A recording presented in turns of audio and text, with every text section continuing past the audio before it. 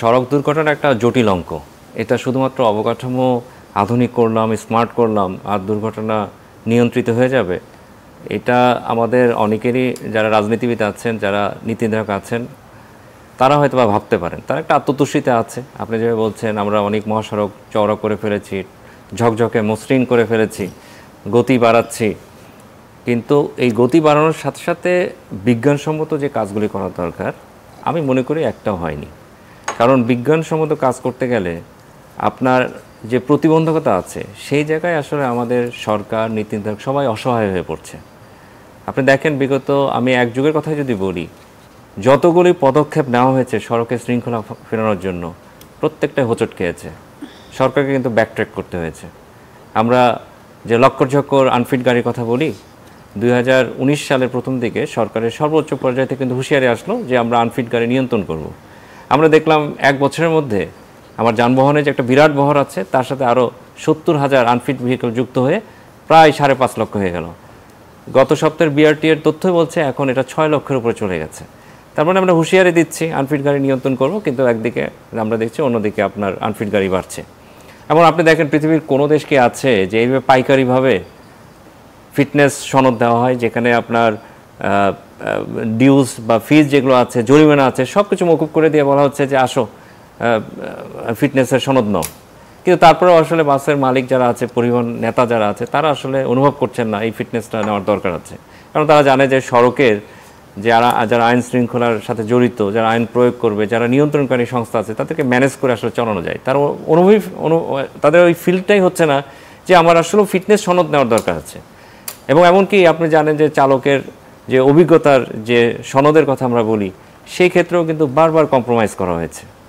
যে আপনার হালকা ড্রাইভিং লাইসেন্স আছে, আপনাকে বলা হচ্ছে যেহেতু চালকের সংকট আছে আপনি মধ্যম শ্রেণীর যানবাহন চালান। যার মধ্যম শ্রেণীর ড্রাইভিং লাইসেন্স আছে তাকে 3 বছরের অভিজ্ঞতা থাকার কথা, 1 বছরের হলেই নাকি তাকে ভারী যানবাহন চালাতে দেওয়া হবে। তো যখন এইভাবে সড়কে উশৃঙ্খলা তৈরি করা হয়, অনেকটা জেনে বুঝেই করা হয় আমি যেটা মনে করি, তাহলে তো এই যে আমরা দুর্ঘটনার যে একটা ভয়াবহ চিত্র দেখছি, শুধু তো আসলে সড়কে যারা শ্রমজীবী না, আমরা দেখছি শিক্ষার্থীরাও মারা যাচ্ছে, এমনকি চালক হেল্পার যারা আছে তারাও মারা যাচ্ছে। কিন্তু আসলে যারা আমি মনে করি যারা আসলে বড় স্টেক হোল্ডার, আমি যদি মনে করি যে আমি যেভাবে দেখি আসলে মালিকরা কিন্তু এখানে একটা বড় স্টেক হোল্ডার।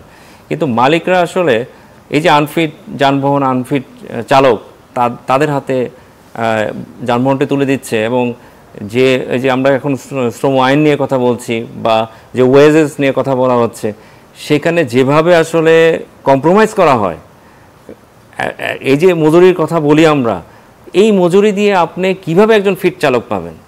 আসলে এইখানে আমাদের মানে যারা শ্রমজীবী মানুষ আছে প্রত্যেকটা সেক্টরেই তারা নিগৃহীত। আমরা অনেক সময় দুর্ঘটনা হলে চালককে দোষ দিই যে চালক ঘাতক, কিন্তু দেখেন যারা মালিক আছে তারা তো তাদেরকে ট্রিপ ভিত্তিতে একটা যানবাহন দিয়ে বলছে তুমি দিন শেষে আমাকে এত টাকা দিবা। তো শ্রমিক তো সড়কে নেমে বেপরোয়া হবেই, সে তো বেশি গতিতে গাড়ি চালাবেই। আমরা গতির কথা বলছি, আমরা আসলে আমি মনে করি যে আমরা অনেকটা সিমটমস নিয়ে কথা বলছি, যে গতি, বেপরোয়া মনোভাব, বেপরোয়া ওভারটেকিং। কিন্তু মূল যে কারণটা যে মালিকদের নিয়ন্ত্রণ করা, সেই জায়গায় কিন্তু আমাদের সরকার বলি আর নীতি নির্ধারক বলি তারা পারছেন না, তারা অসহায় হয়ে পড়ছেন। তার কারণ হচ্ছে আসলে এখানে পরিবহন সেক্টরে যে আমরা সবসময় বলি একটা বিশাল সিন্ডিকেট আছে, একটা আনহোলি নেক্সাস কাজ করে। এখানে শুধু পরিবহন মালিক না, এখানে যারা রাজনীতি করেন, প্রভাবশালী যারা রাজনীতি আছেন, এমনকি সংসদে বসে যারা আইন তৈরি করছেন, তারাও আসলে এই আনহোলি নেক্সাসের একটা অংশ। তো এই যে দুষ্টু চক্র বা আনহোলি নেক্সাসের কথা বলছি, এটা যদি ভাঙা না যায় তাহলে আপনি সড়কের যত ধরনের আমি উশৃঙ্খলার কথা বলছি, বিজ্ঞানসম্মত কাজ করার যে একটা বড় প্রতিবন্ধকতার কথা বলছি, এই প্রতিবন্ধকতা আপনি আসলে দূর করতে পারবেন না। আর প্রতিবন্ধকতা যদি দূর না করতে পারেন, আপনি সড়কে বিজ্ঞানসম্মত কোনো কাজ করতে পারবেন না, এই উশৃঙ্খলতা থেকেই যাবে এবং দেখা যাবে দুর্ঘটনাগুলি হবেই। এবং আমরা কিন্তু সর্বশেষ দেখলাম এই যে সড়ক পরিবহন আইন, যেটা নিয়ে আপনি জানেন যে শিক্ষার্থী আন্দোলন পুরো বাংলাদেশি প্রকম্পিত হয়েছিল, এই আইনটা সেটা প্রয়োগের আগে আমরা দেখলাম আইনটা যেভাবে আসলে বিখণ্ডিত করা হলো, পোস্টমর্টেম করা হলো, এমনভাবে সংকোচন করা হয়েছে, এটা আসলে এখন আমি বলবো যে জনবান্ধব না হলেও অনেকটা মালিক শ্রমিক বান্ধব হয়েছে। তো এই আইন প্রয়োগ করে আমাদের যে স্পিরিট ছিল যে সড়কে শৃঙ্খলা ফেরাবো, সেটা হোঁচট খেয়ে গেছে। সেই জন্য আমি বলছি আসলে বিজ্ঞানসম্মত যত কাজ করতে চেয়েছে সরকার, সবসময় ব্যাকট্র্যাক করতে হয়েছে একটা গোষ্ঠী বা ব্যক্তিগত স্বার্থের কাছে। জি।